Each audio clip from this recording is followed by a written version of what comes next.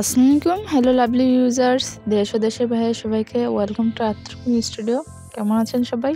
Hopefully সবাই ভালো আছেন। আজকে নিয়ে আসলাম খুবই হেলদি ওয়েতে ইফতারের জন্য একটা রেসিপি। যারা নাকি হেলদি কিছু খেতে চাচ্ছেন তাদের জন্য মাস্ট বি। সো দেখতেই পাচ্ছেন আমি ফ্রাইং প্যানে দিয়ে দিচ্ছি সাদা তেল। আপনারা কুকিং অয়েল দিয়ে দিবেন যে যেটা ইউজ করেন। আমি এই জায়গায় একদম তেলের পরিমাণ কমাই দিয়েছি, প্রায় 4 টেবিল চামচের 3 টেবিল চামচ দিয়ে নিয়েছি। তারপরে দিয়ে নিয়েছি রসুন কুচি, আর রসুন কুচিটা দেখতেই পাচ্ছেন কি একদম ম্যাশ করে নেওয়া কুচি করেছি, যাতে করে একদম খুব ভালো অথেন্টিক একটা ফ্লেভার আসে। তারপরে কিছু দিয়ে দিচ্ছি পেঁয়াজ কুচি। আমি এই জায়গায় প্রায় 4 টেবিল চামচের মতো রসুন কুচি ইউজ করছি, আর 2টা চামচের মতো ইউজ করেছি পেঁয়াজ কুচি। এই জায়গায় পেঁয়াজ কুচির পরিমাণটা কমই হয়ে থাকবে। আর রোজা স্পেশাল কিন্তু হেলদিতে এটা একদম কি বলবো জটপট, যারা নাকি জব ওয়ার্কিং তাদের জন্য মাস্ট বি। তারপর আমি একটু পর্যাপ্ত নুন দিয়ে নিচ্ছি, দিয়ে একটু ভালো মতো ভেজে নিচ্ছি। আর নুন দিয়ে ভেজে নেওয়ার কারণে কিন্তু এটার যে স্মেলটা সেটা চলে যায়, আর এটা ভাজতেও খুবই ইজি হয়ে থাকে। সো আমি সবসময় প্রেফার করি পেঁয়াজ আর রসুন ভাজার সময় নুনটা দিয়ে দিতে। তারপর আমি পর্যাপ্ত পরিমাণ দিয়ে দিচ্ছি সবজি। এটা আপনাদের পছন্দ মতো ভেজিটেবল দিতে পারেন, আর কিন্তু ভেজিটেবলটা যদি একটু হার্ড হয়ে থাকে তাহলে আগে থেকে একটু কুক করে নেবেন। সো সেই ক্ষেত্রে বুঝে শুনে তারপরে দিবেন। সো তারপর আমি দিয়ে দিচ্ছি এই জায়গায় কিছু পরিমাণ গাজর কুচি, আর কিছু পরিমাণ দিয়ে দিচ্ছি বাঁধাকপি কুচি। আর বাঁধাকপি কিন্তু হতে লেট লাগে না, কিন্তু গাজরটা একটু সিদ্ধ হতে লেট হয়, যার জন্য এই জায়গায় আমি বয়েল হওয়ার জন্য প্রায় 3 থেকে 5 মিনিট একটু ভাজা করে নিয়েছি। আর তারপরে এই জায়গায় আমি দিয়ে দিচ্ছি একটা ডিম। অবশ্যই ডিমটা রুম টেম্পারেচারে হতে হবে, তা না হলে কিন্তু এটা স্ক্রাম্বল ভালো হয়ে থাকে না। সো আমি দিয়ে দিচ্ছি একটা ডিম দিয়ে খুব ভালোভাবে স্ক্রাম্বল করে নিচ্ছি।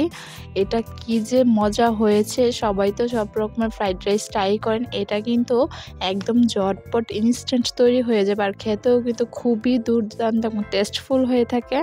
অবশ্যই এই রেসিপিটা বাসায় একবার হলেও ট্রাই করে জানাবেন। ইনশাল্লাহ আশা করছি আমার এই রেসিপি দেখে যদি ট্রাই করেন আপনারাও ফিদা হয়ে যাবেন।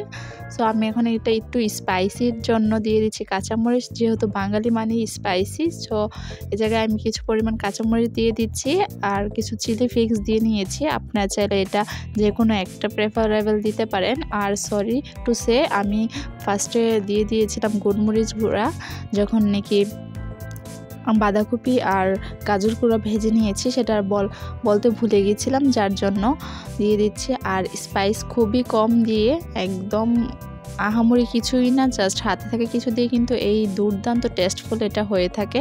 সো এখন তারপরে আমি দিয়ে দিচ্ছি পোলাওর চাল, হাফ বয়েল এটা ছিল। আর এই হাফ বয়েল চালটা কিন্তু আমি সবসময় ফ্রোজেন করে রেখে দিই, যাতে করে একদম খুবই ঝটপট তৈরি হয়ে যায়। আপনারাও চাইলে কিন্তু যারা নাকি জবে আছেন বা বাসাতে কি বলবো গার্ডিয়ান ছাড়া ভার্সিটিতে থাকেন, সো তাদেরকে বলেছি এরকম হাফ বয়েল চাউল কিন্তু ফ্রিজে রেখে দিলে অনেকটা ইজি হয়ে যায়।